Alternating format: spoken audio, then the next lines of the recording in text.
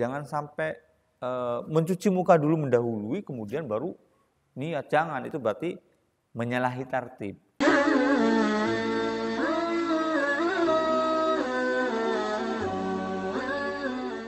Assalamualaikum warahmatullahi wabarakatuh.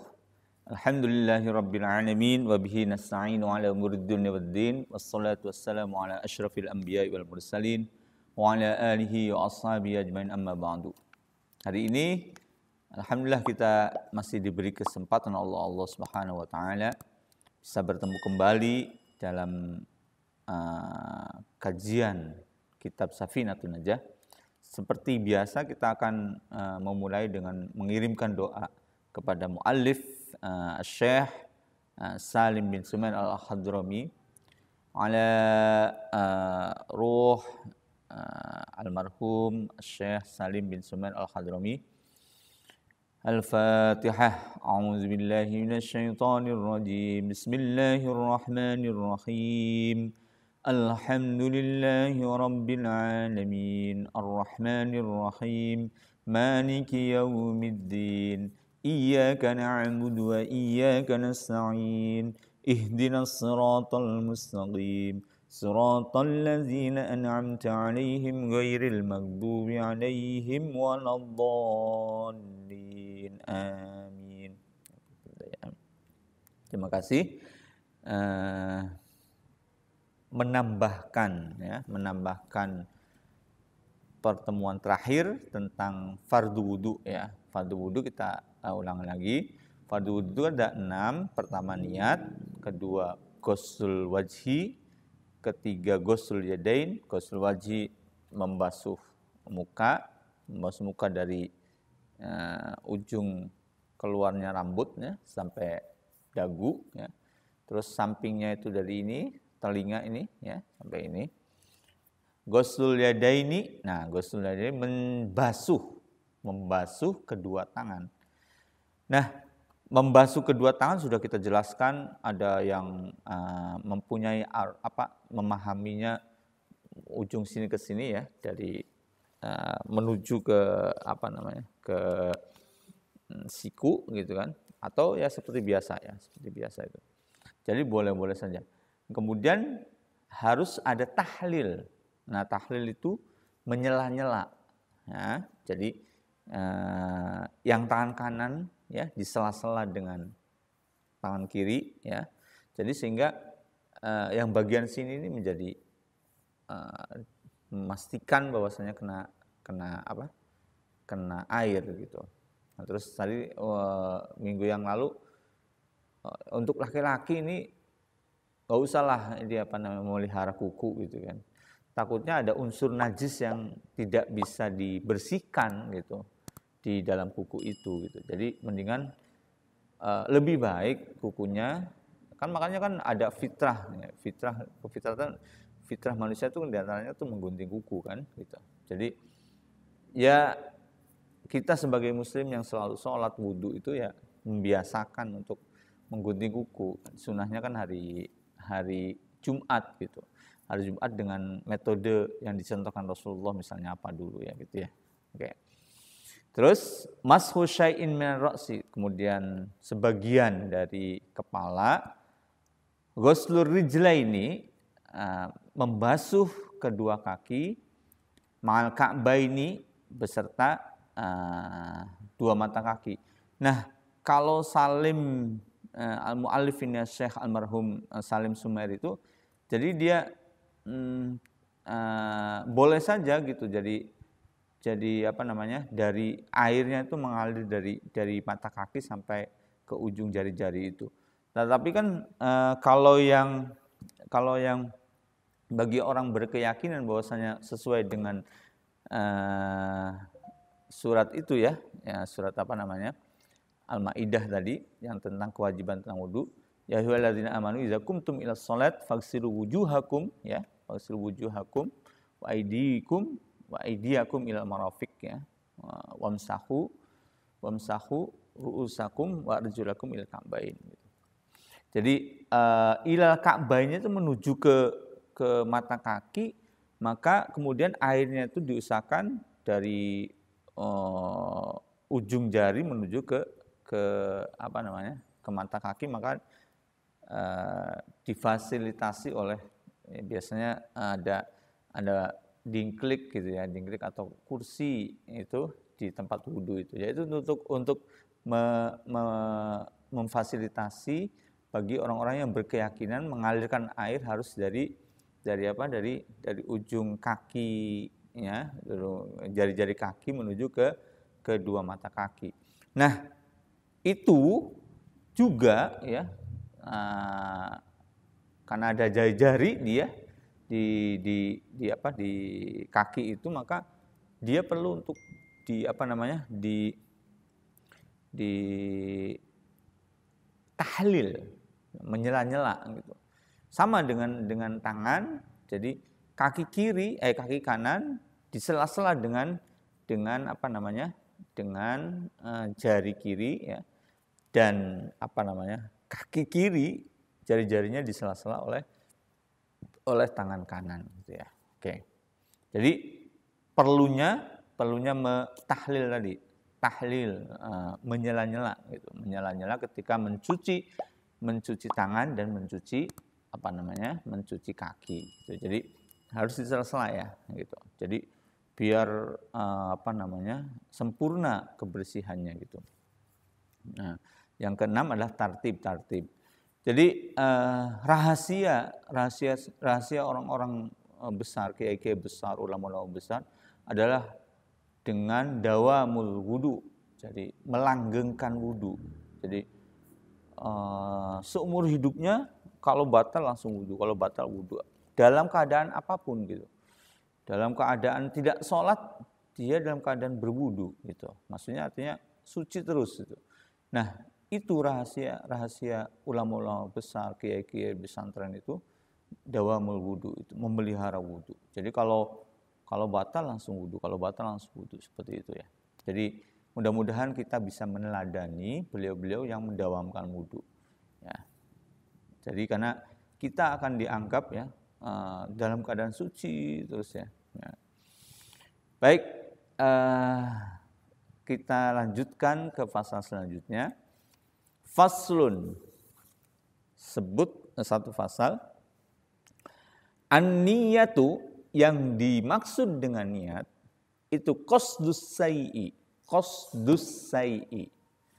menyengaja, qasdun, menyengaja sesuatu, muktarinan, dengan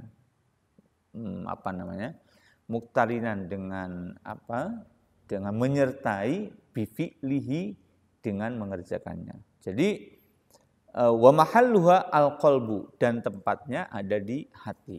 Jadi niat itu katanya, kalau kata pengarang kitab ini bilang harus mempunyai keyakinan, menyengaja sesuatu. Kalau wudu berarti niat wudu, berarti dalam hati itu udah aku mau wudu, menyengaja wudu. Ya, jadi menyengaja wudu di dalam hati. Ya, letaknya di dalam hati. Ya, di dalam hati, dan harus muktarinan, harus bersamaan, muktarinan bifi'lihi, dengan mengerjakannya. Berarti kalau wudu itu ya, aku niat, nawaitul wudu, dengan keyakinan hati gitu. Ketika apa? Ketika mencuci muka ini gitu ya. Kalau begini gimana? Ya ini bukan. Makanya dalam kitab Al-Ghazali, dalam kitab Imam Al-Ghazali, dalam kitab Bidayatul Hidayah itu, Bidayatul Hidayah itu, jadi setiap gerakan tuh ada doanya. Nah, yang ini doanya itu apa? Bismillahirrahmanirrahim. A'udzubillahi min hamazatis syayatin wa a'udzubika rabbi wa a'udzu rabbi ayyahburun. Kayaknya begitu. Ya, jadi Imam Ghazali mengajarkan doa setiap gerakan dalam wudu itu ada doanya. Jadi mencuci tangan itu ya bismillah, terus doa tadi ya. Allahumma inni a'udzubika min hamazatis syayatin wa a'udzubika rabbi ay yahdurun. Kayak gitu. Nah, terus kumur-kumur, ada doanya juga. Terus istinsaq gitu.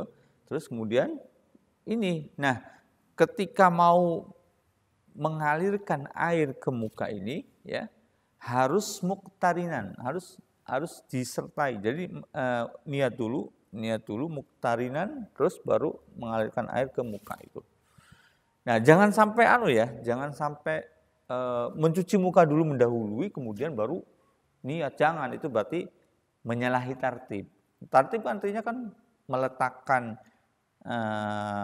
satu hal dalam porsinya gitu. Kalau niat berarti paling ujung, paling pertama. Ya. Jadi makanya aku niat wudu ya, nawaitul wudu alirafil hadal. Nah, begitu. Atau aku niat wudu muktarinan, menyertai begitu. Jadi pokoknya jangan sampai mencuci muka itu mendahului daripada niat. Nah, kalau mendahului berarti dia enggak tertib namanya. Jadi mendahului niat itu paling pertama gitu ya. Terus tempatnya di sini, di hati. Wat talaffuz. Nah, ini kebanyakan kita mungkin yang dipentingkan adalah talaffuz. Talaffuz itu mengucapkan biha sunnatun, itu adalah sunnah. Wat talaffuz, dan mengucapkan biha dengan niat itu sunnatun. Adapun melafazkan niat itu adalah sunnah. Nawaitul wudu'a gitu kan. Nawaitul wudu. Jadi harus tenang. Waktuha, adapun waktunya niat inda ghusli awwali juz'in, ketika mencuci awal juz bagian minal wajhi. Jadi kan disunahkan 3 kali, enggak boleh lebih dari 3 kali. Nah, yang pertama itu yang pertama itu. Jadi muktarinan. Nah, gitu. Nawaitul wudu alirafin. Jadi agak susah ya. Kalau nggak biasa mah waitul wudu alirafin hadasil asghar fardhon lillahi ta'ala. Terus jadi paham ya? Jadi menurut kitab ini niat itu harus menyertai dengan mencuci bagian yang paling pertama ketika mencuci muka. Nah, jadi harus bersamaan gitu. Ada di hati, harus di hati, bukan di talafud aja, bukan di mulut aja gitu. Jadi harus tenang, maka itu wudu itu harus tenang. Makanya Imam Al-Ghazali bilang kan sebelum menginjak kemanapun juga gitu kan, sebelum mencuci bagian-bagian selanjutnya itu, jadi ya itu Allahumma inni a'udzubika min hamazatis syayatin. Ya Allah, aku berlindung dari itu kemerentaknya syaitan. Jadi, ini salah, bukan begitu. Nah, itu setan tuh mengganggu wudu kita begitu. Bukan ini begitu. Hamazatis syayatin gitu. Jadi karena ini adalah kunci dari ibadah gitu, bersuci itu. Wudu diantaranya adalah taharah itu. Terus sekarang tertib, yang disebut dengan tertib itu alla yuqaddama, yaitu hendaknya tidak mendahulukan udwun satu anggota wudu ala udin atas anggota yang lain. Jadi kan rukunnya wudu itu kan niat, cuci muka, tangan, terus apa? Kepala, terus kaki, terus tertib. Nah, yang urutan itu nggak boleh, misalnya kaki mendahulukan ini. Tapi insya Allah kalau sudah biasa memang nggak masalah. Nah, yang paling krusial itu adalah pasti itu tadi, niat dan mencuci muka. Nah, itu agak krusial, itu harus perlu latihan gitu. Latihan, jadi gimana caranya mencuci muka tidak mendahului dengan niat. Nah, gitu. Karena bersamaan itu tadi. Oke ya, kita lanjutkan ke pasal selanjutnya. Pasal selanjutnya, al-ma'u qalilun wa katsirun. Air ya diklasifikasikan, ada yang disebut dengan qalilun yang sedikit, wa katsirun dan banyak. Nah, al-qalilu adapun klasifikasi pertama yang disebut dengan qalil, madunal kullataini adalah sesuatu atau air dunal kullataini di bawah 2 kulah.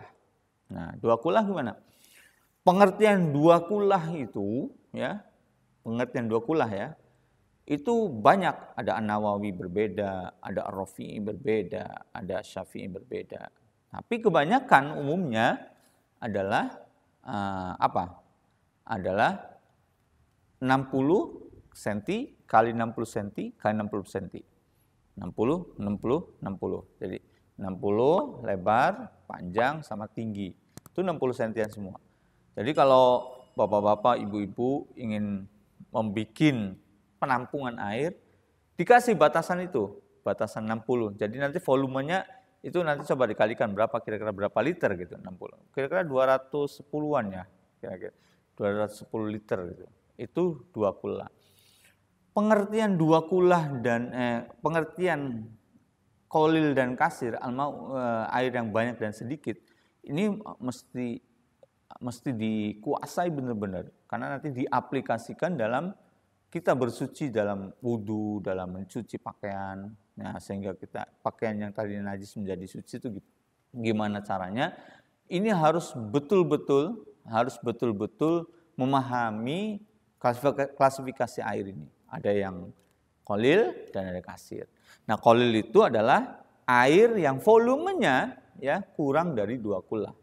2 kulah itu yang saya sebutkan tadi, itu adalah 2 kulah yang diartikan ya secara umum, yaitu 60 cm kali 60 cm kali 60 cm. Jadi panjang, lebar, dan tinggi itu 60, ya, 60 cm. Nah, misalnya kita lihat dalam aplikasi sehari-hari.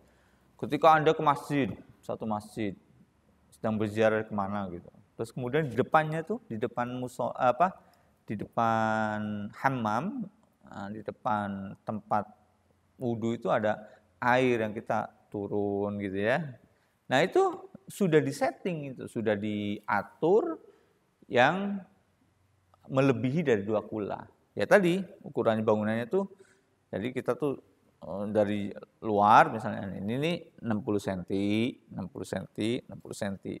Kita dari luar celupkan kaki kita baru ke WC. Jadi sudah dinetralisir gitu di sini. Makanya kalau anak Anda yang jago fisika, makanya Islam itu membebaskan semuanya. Anda minat anak Anda ada fisika, kimia gitu kan. Ini kan kalau anak Anda yang ngerti fisika pasti teliti. Kok kenapa 2 kulah itu ukurannya segitu? Ya itu itunya tuh namanya tuh dalam fisika itu adalah keberlarutan itu katanya ya. Nanti tanya anak-anak Anda yang jago fisika itu, kenapa Islam itu mengharuskan definisi 2 kulah itu seperti itu gitu. Ini ngomong 2 kulah itu dari mana sih? Ada. Ini adalah dari hadis Nabi yang disampaikan oleh Abdullah bin Umar, bahwasanya jika air itu ada 2 kulah, maka dia tidak akan mendapatkan kotoran. Artinya diartikan secara bebas seperti itu. Jadi artinya kalau 2 kulah itu ya, kalaupun misalnya ketiban najis, asal 3 unsur rasa, bau, dan warna nggak berubah, itu tetap suci. Ya, demikian pembahasan tentang